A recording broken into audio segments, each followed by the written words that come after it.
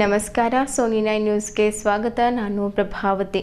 ಸಮಸ್ತ ನಾಡಿನ ಜನತೆಗೆ, ವಿಶೇಷವಾಗಿ ಬೀದರ್ ಜಿಲ್ಲೆ ಜನತೆಗೆ ಶ್ರೀರಾಮನವಮಿ ಜಯಂತಿಯು ಸೋನಿ 9 ನ್ಯೂಸ್ ಕನ್ನಡ ಸುದ್ದಿವಾಹಿನಿಯ ವ್ಯವಸ್ಥಾಪಕ ಸಂಪಾದಕರಾದ ದೇವೇಂದ್ರ ರಾಮಚಂದ್ರ ಸೋನಿ ಅವರು ಹಾರ್ದಿಕ ಶುಭಾಶಯಗಳನ್ನು ಕೋರಿದ್ದಾರೆ. ರಾಮನವಮಿಯು ಕೇವಲ ಹಬ್ಬವಲ್ಲ, ನಂಬಿಕೆ, ಭರವಸೆ ಮತ್ತು ಭಕ್ತಿಯ ಸಂಕೇತವಾಗಿದೆ. ಶ್ರೀರಾಮನ ಆಶೀರ್ವಾದ ಸದಾ ನಮ್ಮೆಲ್ಲರ ಮೇಲೆ ಇರಲಿ ಎಂದು ಹಾರೈಸಿದ್ದರು. ಮೊದಲಿಗೆ ಮುಖ್ಯಾಂಶಗಳು. ಬೀದರ್ ನಗರದ ಓಲ್ಡ್ ಸಿಟಿಯಲ್ಲಿರುವ ವನವಾಸಿ ರಾಮ ಮಂದಿರದಲ್ಲಿ ರಾಮನವಮಿ ನಿಮಿತ್ತ ಅಭಿಷೇಕ, ಪುಷ್ಪಾರ್ಚನೆ, ರಾಮಾಯಣ ಪಠಣ, ಗಜಾನನ ಮಹಾರಾಜರ ನೇತೃತ್ವದಲ್ಲಿ ಕಾರ್ಯಕ್ರಮಗಳು ಜರುಗಿದವು.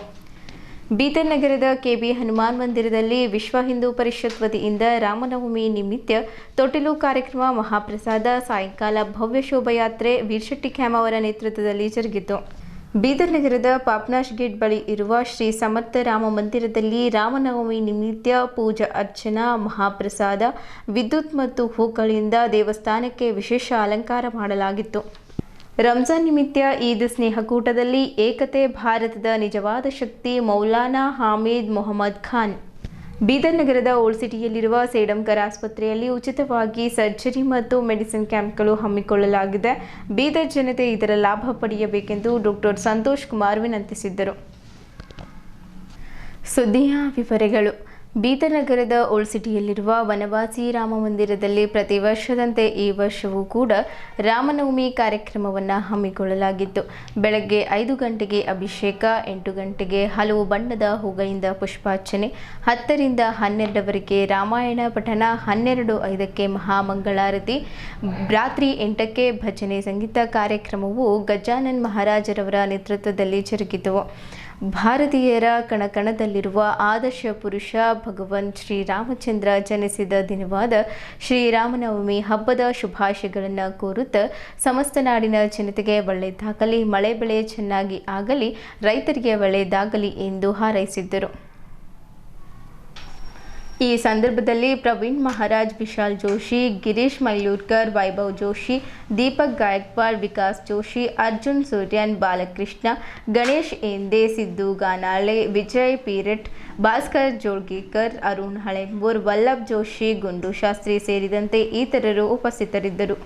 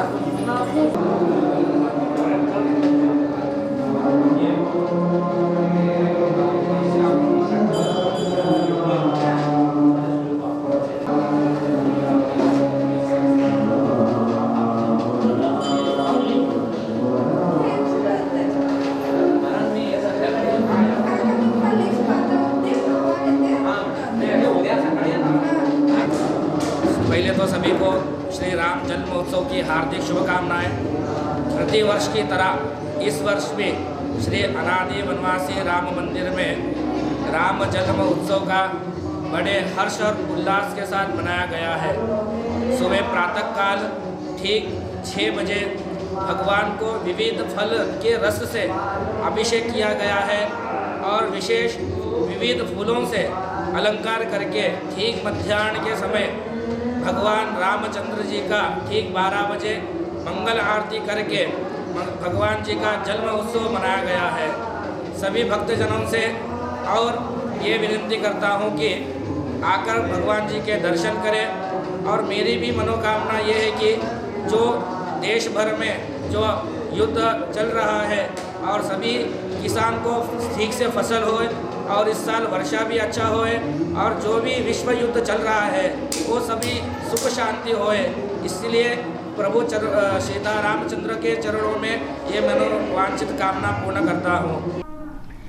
ಬೀದರ್ ನಗರದ ಕೆಬಿ ಹನುಮಾನ್ ಮಂದಿರದಲ್ಲಿ ಪ್ರತಿ ವರ್ಷದಂತೆ ಈ ವರ್ಷವೂ ಕೂಡ ಅತಿ ವಿಜೃಂಭಣೆ ಹರ್ಷ ಉಲ್ಲಾಸದಿಂದ ದೇವಸ್ಥಾನದ ಗೌರವಾಧ್ಯಕ್ಷರಾದ ಕಾಶಿನಾಥ್ ಬಲ್ದಾಳೆ ಮತ್ತು ವಿಶ್ವ ಹಿಂದೂ ಪರಿಷತ್ ಜಿಲ್ಲಾಧ್ಯಕ್ಷರಾದ ವಿ ಶೆಟ್ಟಿ ಖ್ಯಾಮ ಅವರ ನೇತೃತ್ವದಲ್ಲಿ ಹಲವು ಧಾರ್ಮಿಕ ಕಾರ್ಯಕ್ರಮಗಳು ಜರುಗಿದವು. ಬೆಳಗ್ಗೆ ಅಭಿಷೇಕ, ರಾಮಾಯಣ ಪಠಣ, ವಿಶೇಷವಾಗಿ ತೊಟ್ಟಿಲು ಕಾರ್ಯಕ್ರಮವನ್ನು ಮಧ್ಯಾಹ್ನ ಮಹಾಪ್ರಸಾದ ಕೂಡ ಆಯೋಜಿಸಲಾಗಿತ್ತು.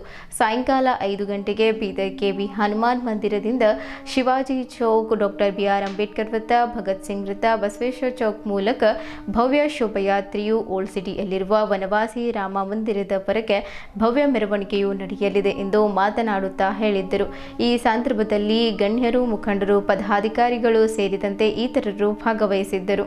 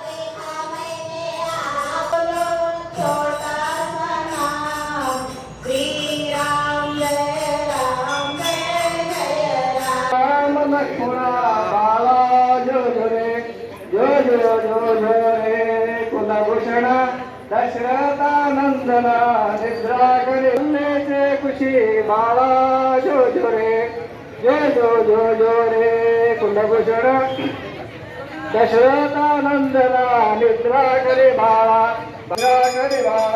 बाला जो जो रे हालवि कौसल्या सुंदरी धरुण ज्ञान गौरी पुष्पे वर्षति सुरवरे गया माला जो जो रे जो जो जो जो रे कुलभूषण दशरथानंदन निद्रा करे बाला मनमोहन राम लक्ष्मण बाला जो जो रे देव निवशिष्ट सत्वर सांगे जन्मांतर राम परब्रह्म साचा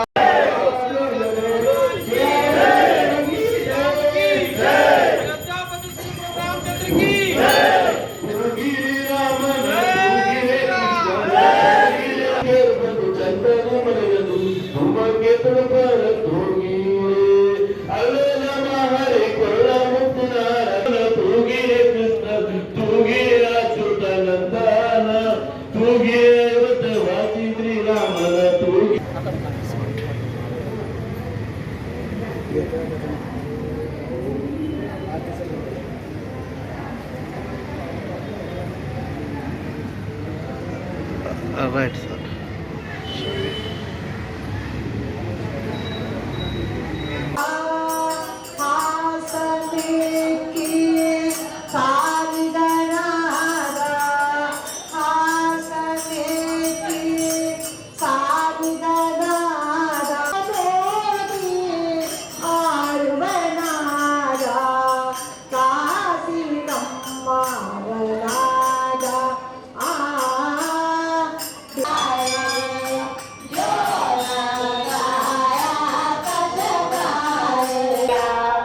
ಸಮಸ್ತ ದೇಶ ಬಾಂಧವರಿಗೆ ರಾಮನವಮಿಯ ಹಬ್ಬದ ಹಾರ್ದಿಕ ಶುಭಾಶಯಗಳನ್ನು ಕೋರುತ್ತಾ ವಿಶ್ವ ಹಿಂದೂ ಪರಿಷತ್ ಬಜರಂಗ ದಳ ವತಿಯಿಂದ KB ಹನುಮಾನ್ ಮಂದಿರದಲ್ಲಿ ಪ್ರತಿ ವರ್ಷದಂತೆ ಕೂಡ ಈ ವರ್ಷವೂ ಕೂಡ ಅತಿ ವಿಜೃಂಭಣೆಯಿಂದ ಉಲ್ಲಾಸದಿಂದ ಈ ರಾಮನವಮಿ ಕಾರ್ಯಕ್ರಮವನ್ನು ಹಮ್ಮಿಕೊಳ್ಳಲಾಗಿದೆ.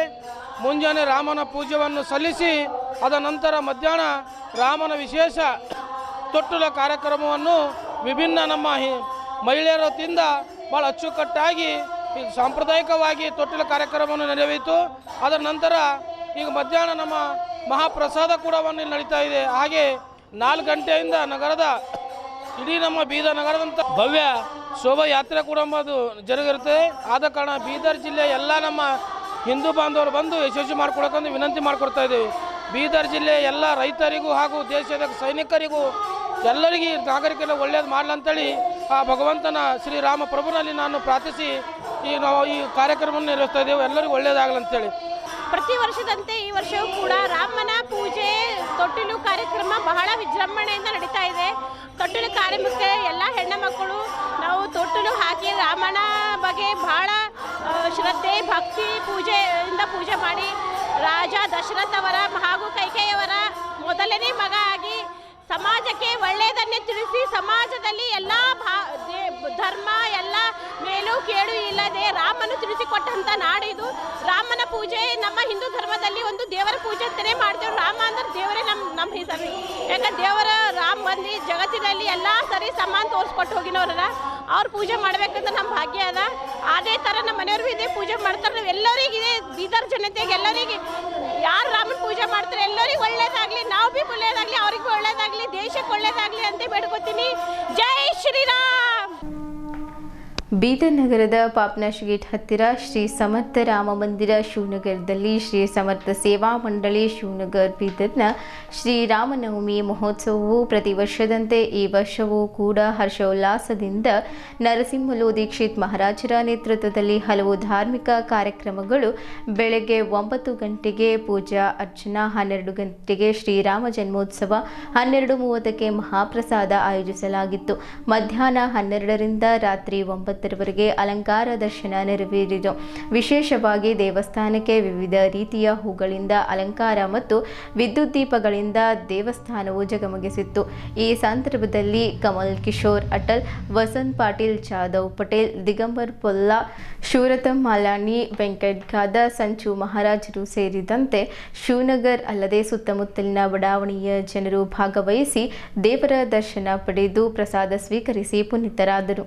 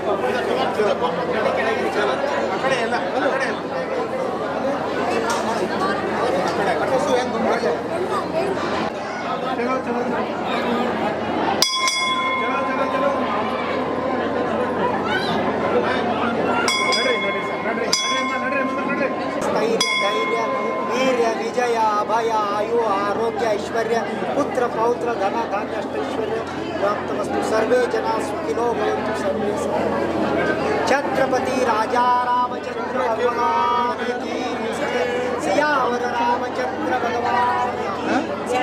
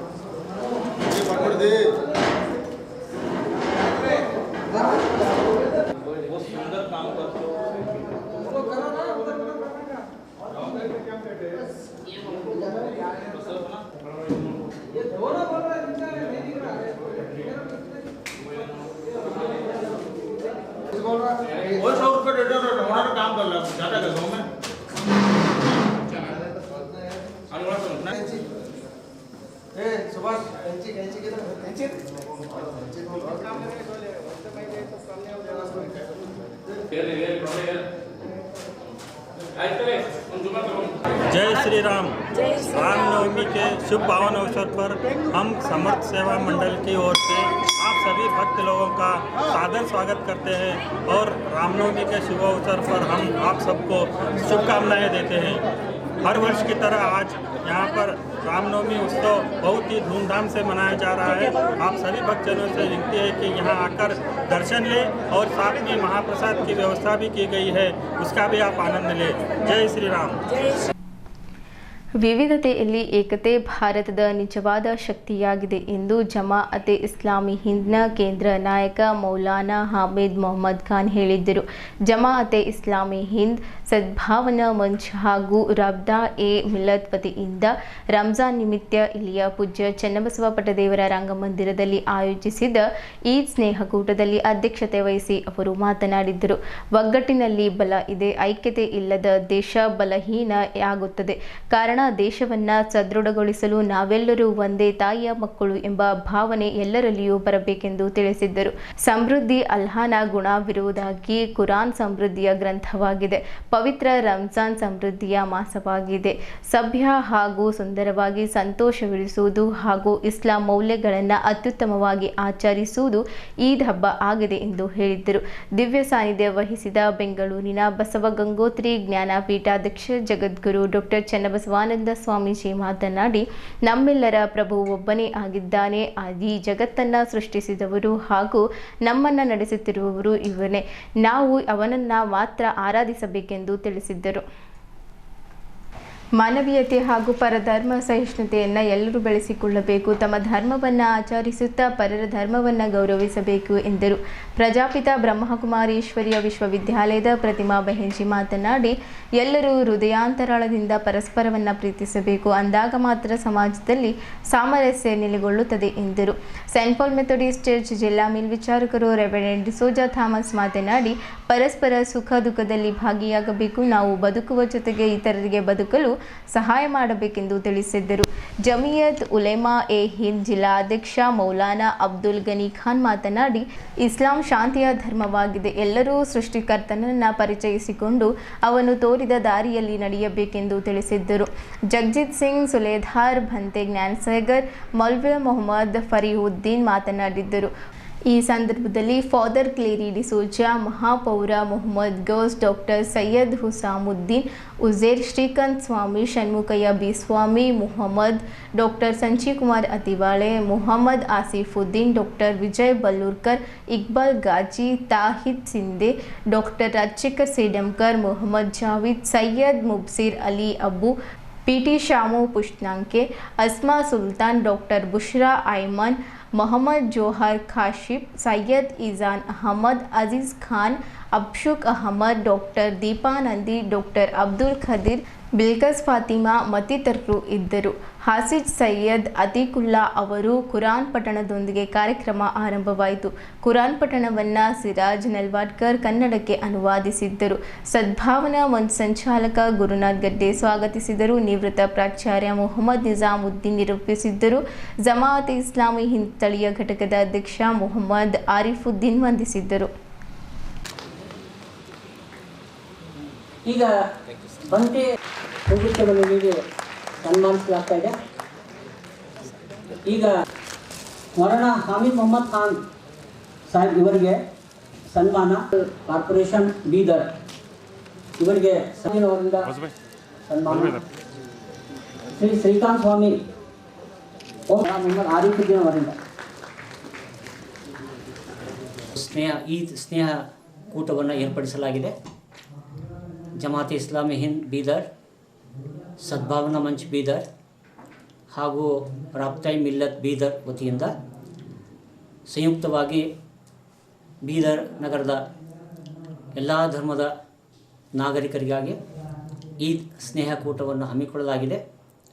ಇದರ ಉದ್ದೇಶ ನಾವೆಲ್ಲ ಪ್ರೀತಿಯಿಂದ ಸೌಹಾರ್ದದಿಂದ ಬಾಳೋಣ ಅನ್ನುವಂತಹ ಸಂದೇಶ ಕೊಡುವಂತಹ ಉದ್ದೇಶದಿಂದ ಈ ಒಂದು ಕಾರ್ಯಕ್ರಮಕ್ಕೆ ವಿವಿಧ ಧರ್ಮದ ಧರ್ಮಗುರುಗಳನ್ನ ಮೌಲಾನಾ ಹಾಮಿದ್ ಮೊಹಮ್ಮದ್ ಖಾನ್ ಅವರು ಈ ಒಂದು ಕಾರ್ಯಕ್ರಮದ ಅಧ್ಯಕ್ಷತೆಯನ್ನು ವಹಿಸಿ ಮಾತನಾಡಲಿದ್ದಾರೆ. ನಮ್ಮ ಒಂದು ಸಂದೇಶ ನಾವೆಲ್ಲ ಒಂದಾಗಿ ಬಾಳೋಣ, ಸೌಹಾರ್ದದಿಂದ ಬಾಳೋಣ ಅನ್ನುವಂಥ ಸಂದೇಶ ಸಾರಲಿಕ್ಕೆ ಈ ಕಾರ್ಯಕ್ರಮವನ್ನು ಹಮ್ಮಿಕೊಳ್ಳಲಾಗಿದೆ. ಧನ್ಯವಾದ. इस्लामी हिंद बीदर, राब्ता-ए मिल्लत बीदर और सद्भावना मंच बीदर की जानिब से आज भी बीदर के रंग मंदिर में ईद मिलन प्रोग्राम का इनेकाद यहाँ पर अमल में आया। अभी जिस तरह से हम देखते हैं कि आज 2-3 दिन पहले इस मुल्क के 20 से 25 करोड़ मुसलमानों ने ईद उल फितर की नमाज़ अदा की और वो ईद की खुशी सिर्फ वो मना नहीं चाहते बल्कि इन ईद की खुशियों में हमारे इस वतन के सारे जो वतनी भाई हैं उनको हम इस ईद की खुशी में शामिल करना चाहते हैं। तो जमात इस्लामी हिंद ने केवल सिर्फ बीदर नहीं बल्कि मुल्क के अलग अलग रियासतों में, स्टेट्स में, डिस्ट्रिक्ट्स में, यहाँ तक कि विलेजेस में जमात इस्लामी ने इस तरह के ईद मिलन प्रोग्रामों का इनेकाद किया है। इसका मकसद ये है कि जमात इस्लामी चाहती है कि यहाँ इस मुल्क में जितने भी धर्म के लोग रहते हैं उनके दरमियान प्यार, मोहब्बत, अमन, भाईचारे की फ़िज़ा इस मुल्क में आम हो। हम देखते हैं कि इस मुल्क की फ़िज़ा कुछ लोगों की तरफ से यहाँ नफ़रत का माहौल तो हो रहा है, लेकिन यहाँ की बड़ी आबादी यहाँ प्रेम चाहती है, मोहब्बत चाहती है, अमन चाहती है, भाईचारा चाहती है। तो इस प्रोग्रामों के ज़रिए से जमात इस्लामी चाहती है कि हम सब मिलकर इस भारत को प्रेम का भारत, अमन का भारत और इस मुल्क में भाईचारे का माहौल को क्रिएट करना, बनाना है। ये दरअसल इस प्रोग्राम का मकसद है। तो आज जमात इस्लामी ने यहाँ सारे धर्म के धर्मगुरुओं को उन्होंने यहाँ इन्वाइट किया और सारे धर्म के लोग ऑडियंस में रहे और एक अच्छा मैसेज आज के इस बीदर की ईद मिलन प्रोग्राम से जमात इस्लामी ने दिया है। धन्यवाद।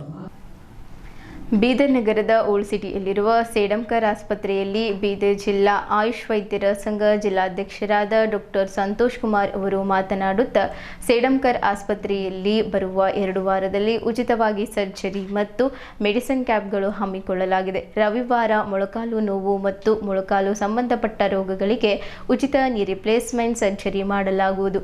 ಇದೊಂದು ಅತ್ಯಂತ ಒಳ್ಳೆಯ ಸೇವೆಯಾಗಿದ್ದು ಬೀದರ್ ಜನರಿಗೆ ಬೆಂಗಳೂರು, ಹೈದರಾಬಾದ್, ಸೋಲಾಪುರ್ ಬೇರೆ ಬೇರೆ ಗೆ ಹೋಗಿ 5 ಲಕ್ಷ 10 ಲಕ್ಷ ಕೊಡೋ ಅವಶ್ಯಕತೆ ಇಲ್ಲ.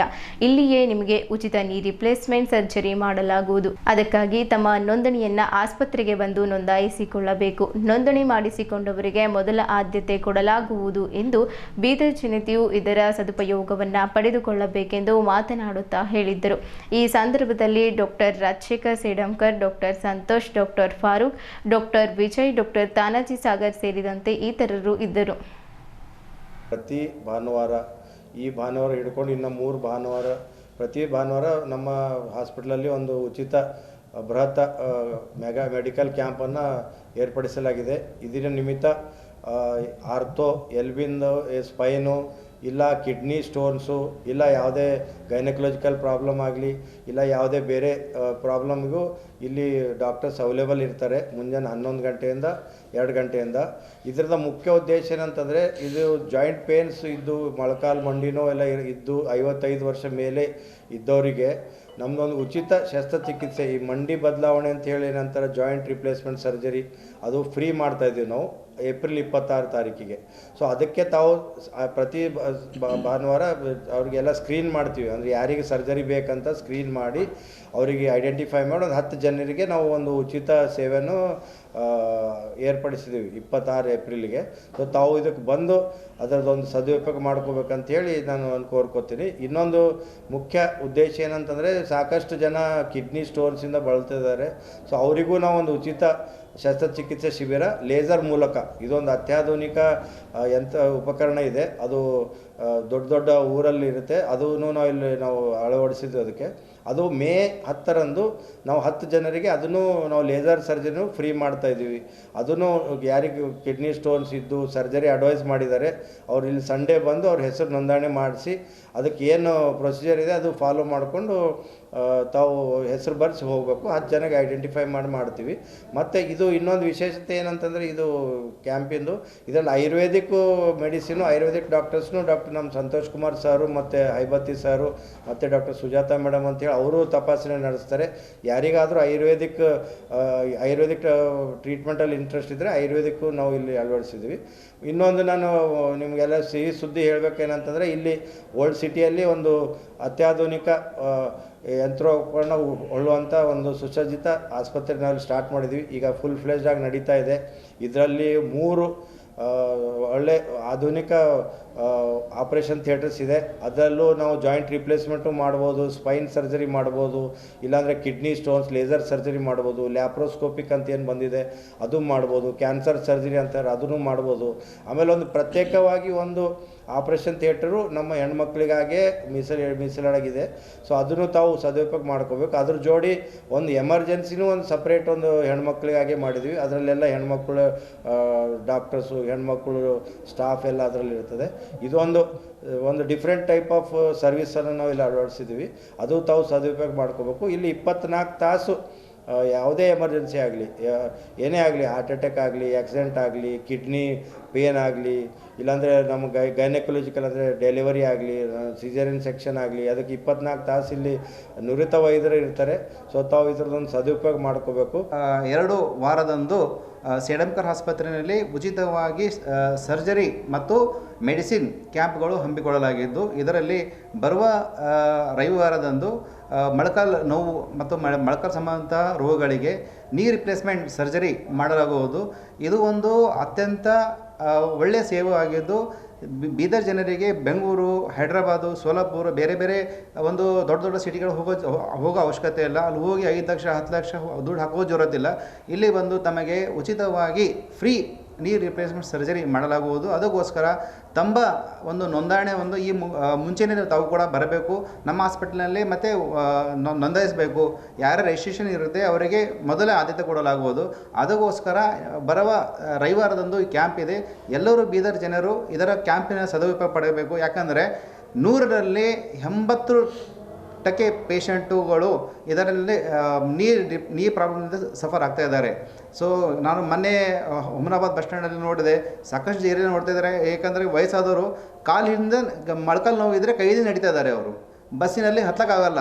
ಅಂಥ ಭಾಳಷ್ಟು ನೀ ಸಮಸ್ಯೆಯಿಂದ ಅವರು ಬಳಲುತ್ತಿದ್ದಾರೆ. ಸೊ ಅದಕ್ಕೋಸ್ಕರ ಬೇರೆ ಕಡೆ ಹೋಗೋ ಅವಶ್ಯಕತೆ ಇಲ್ಲ. ಸೇಡಂಕರ್ಸ್ ಅವರವರು ಅತ್ಯಂತ ಹಿರಿಯ ಮತ್ತು ಫೇಮಸ್ ಆರ್ಥೋಪೆಡಿಕ್ ಸರ್ಜನ್ ಆಗಿದ್ದು, ಸೊ ಅವರಿಗೆ ತಾವು ಬಂದು ಇಲ್ಲಿ ನೋಂದಾಯಿಸಿದರೆ ಬರುವ ಒಂದು ರವಿವಾರ ಫಸ್ಟ್ ನಿಮಗೆ ಆದ್ಯತೆ ಮಾಡಿ ನೀ ರಿಪ್ಲೇಸ್ಮೆಂಟ್ ಸರ್ಜರಿಗೆ ಉಚಿತವಾಗಿ ಮಾಡಲಾಗುವುದು. ಅದು ಮತ್ತು ಆ ದಿನದಂದು ನಮ್ಮ ಆಯುರ್ವೇದ ಕ್ಯಾಂಪ್ ಕೂಡ ಇದೆ. ಸೊ ಯಾರಾದರೂ ಆಯುಷ್ ಇಂಟ್ರೆಸ್ಟಿಂಗ್ ಇದ್ದರೆ ನಾವು ಕೂಡ ಇಲ್ಲೇ ಇರುತ್ತೇವೆ. ಅವತ್ತು ನಮ್ಮದು ಟೀಮ್ ಕೂಡ ಇಲ್ಲೇ ಇರುತ್ತೆ. ಸೊ ಅದಕ್ಕೋಸ್ಕರ ತಾವು ಈ ಕ್ಯಾಂಪಿಗೆ ಸದುಪಯೋಗ ಪಡೆಯಬೇಕಂತ ಹೇಳಿ. किडनी रिलेटेड इश्यूज़ का देख रहा हूँ. किडनी जैसा कि किडनी स्टोन्स हो गया, या फिर यूरेटर में स्टोन, जो पेशाब के नाली है उसमें स्टोन हो गया, और पेशाब की थैली में स्टोन हो गया. तो मेनली किडनी स्टोन यहाँ पे देख रहा हूँ. और प्रोस्टेट रिलेटेड इश्यूज़ और यूरिन के इन्फेक्शंस और मेल इनफर्टिलिटी को भी हम लोग यहाँ पे ट्रीटमेंट दे रहे हैं. मेगा हेल्थ कैंप रख रहे हैं जिसमें हम लोग ऑर्थोपेडिक इश्यूज़ को, जैसे कि नी हेल्थ के नी जॉइंट के पेन को और ऑर्थोपेडिक प्रॉब्लम्स को यहाँ पे एड्रेस कर रहे हैं. साथ में हम लोग किडनी स्टोन के रिलेटेड प्रॉब्लम्स को भी एड्रेस कर रहे हैं, जिससे कि आगे जो है हम लोग यहाँ पे फ्री सर्जरीज का भी प्रोवाइड करने का हम लोग एम रखे हैं, जिसमें नी रिप्लेसमेंट सर्जरीज अप्रैल 26 को हम लोग ने प्लान किया है। जैसा कि सर ने बताया है कि हम लोग पेशेंट्स को स्क्रीन करके अप्रैल 26 को नई रिप्लेसमेंट सर्जरीज करेंगे और इसी तरीके से लेज़र का एडवांस्ड जो ट्रीटमेंट है किडनी स्टोन्स के लिए वो हम लोग मई 10 को हम लोग प्लान किए हैं और मई 10 को हम लोग पेशेंट्स को अभी कंसेक्यूटिव संडेज़ को हम लोग पेशेंट को स्क्रीन करके मई 10 को लेज़र सर्जरी फ्री करने का प्लान किया है। ಇಲ್ಲಿಯವರೆಗೂ ಸುದ್ದಿ ಕೊಟ್ಟಿದ್ದು ನಾನು ಪ್ರಭಾವತಿ. ಮುಂದಿನ ಸುದ್ದಿಯೊಂದಿಗೆ ಮತ್ತೆ ಭೇಟಿಯಾಗೋಣ. ವಂದನೆಗಳು.